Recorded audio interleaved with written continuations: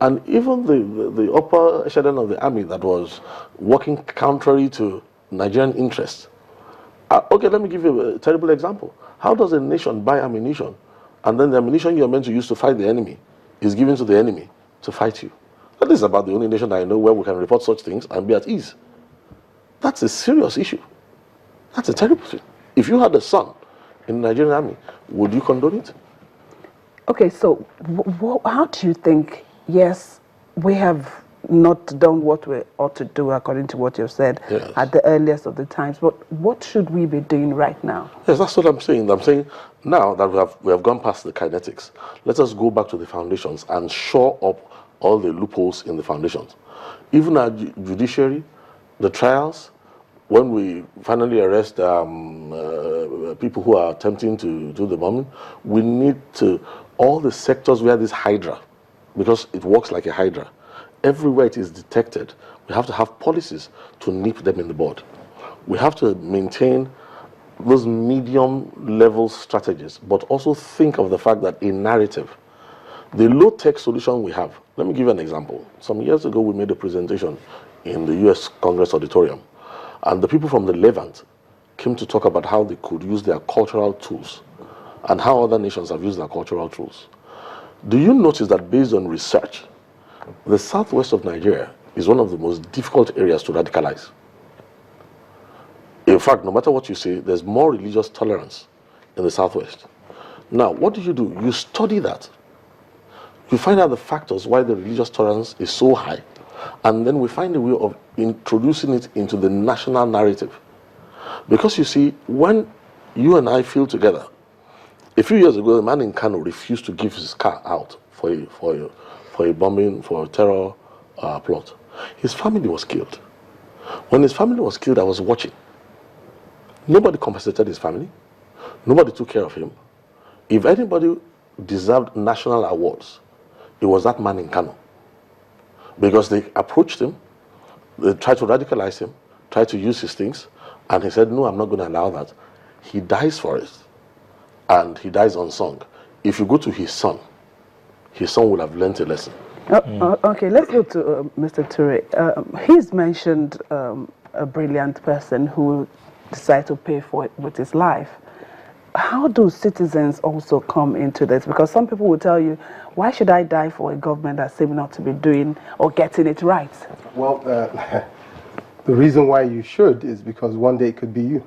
It could come to your doorstep. I mean, when we talk about national security, it is not just about insurgency and terrorism.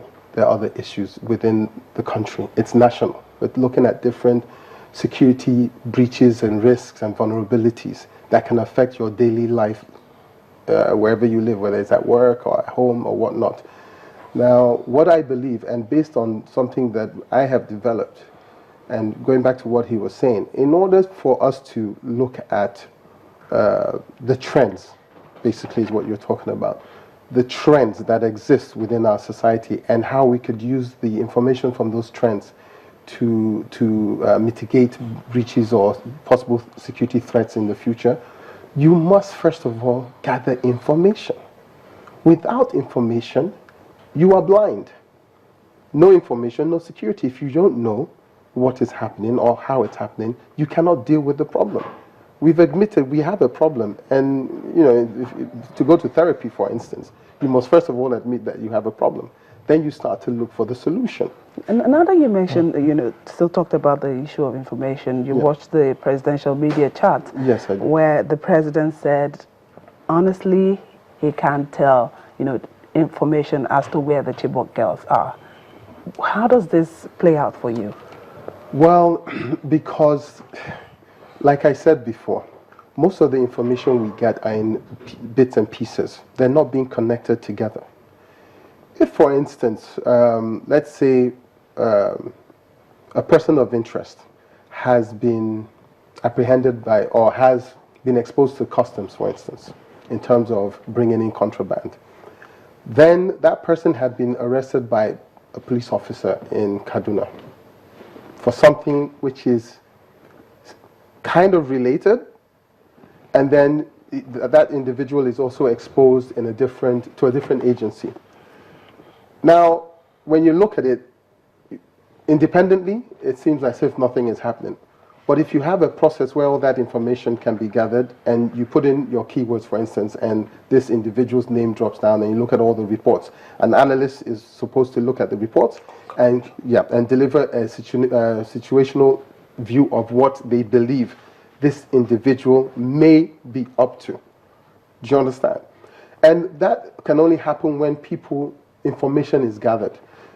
And the way I think it should be done on two levels, you have the general public. We should be able to gather information from them on the one hand, then the MDAs.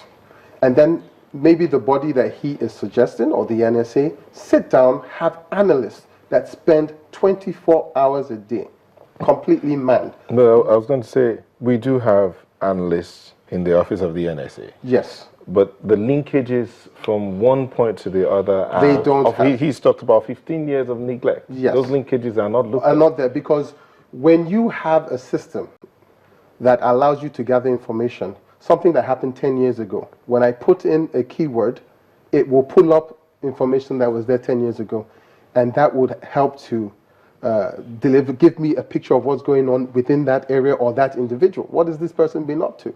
For instance, he mentioned about the chap that made the bomb. If that had been reported and was archived, and I had put in his name for something else he had done recently, then I'll see a chronology of how this person could have been radicalized over the times. In the years or the period you've worked within the Nigerian circles, how do you think information has been stored? A lot of people will say the information gathered is... It's paper. So there's no way you can put in the keyword and get the information you need. So how do we get transit from paper to... I worked for the Met in London.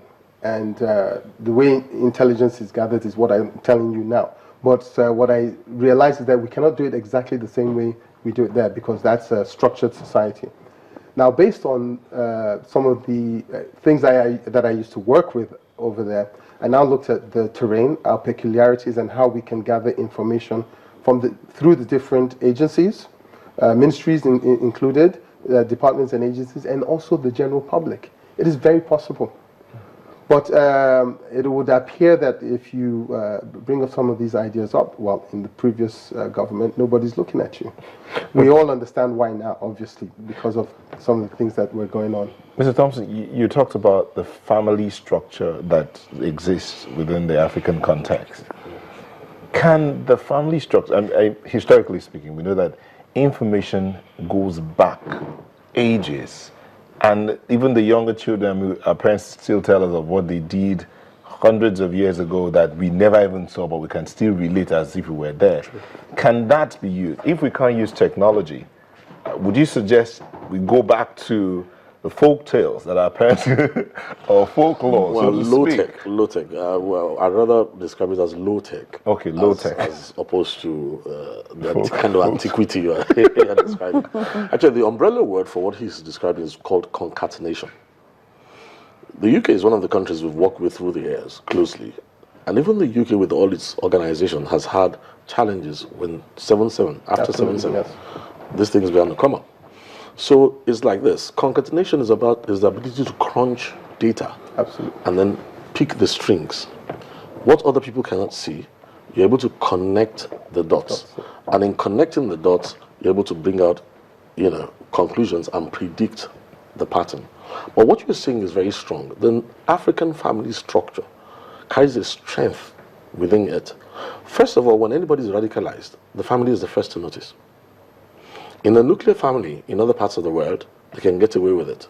And some parents have reported their children. Oh, absolutely. Oh, absolutely.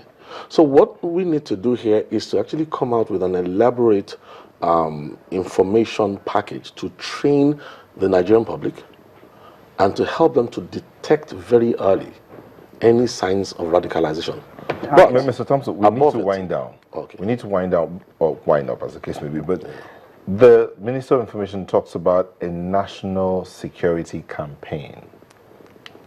How should that, as we wind down now, how should that be done?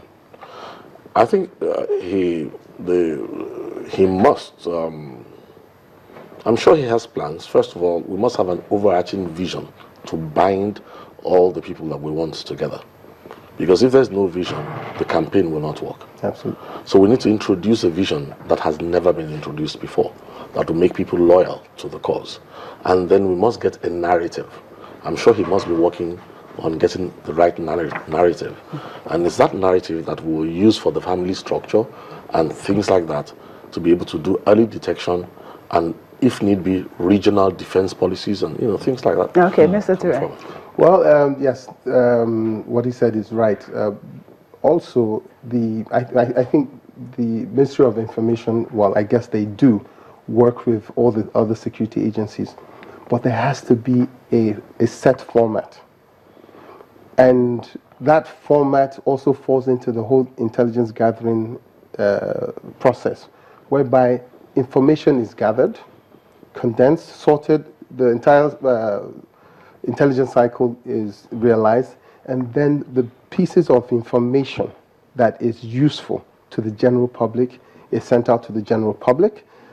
The information that is for,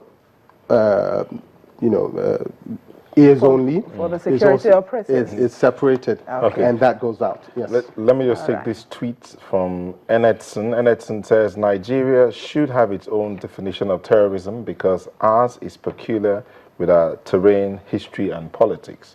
And Ikpon also says education is a key component of change. Absolutely. I believe that's what the two of you are putting together. Absolutely. Thank you so much. Mr. Laddie Thompson, security expert, thank you for coming on the show. Pleasure. And Mr. Sanusi Ture, the consultant, thank you for coming on the show. Thank you very much. Thank you. Sunrise will be back in a moment. Please don't go away.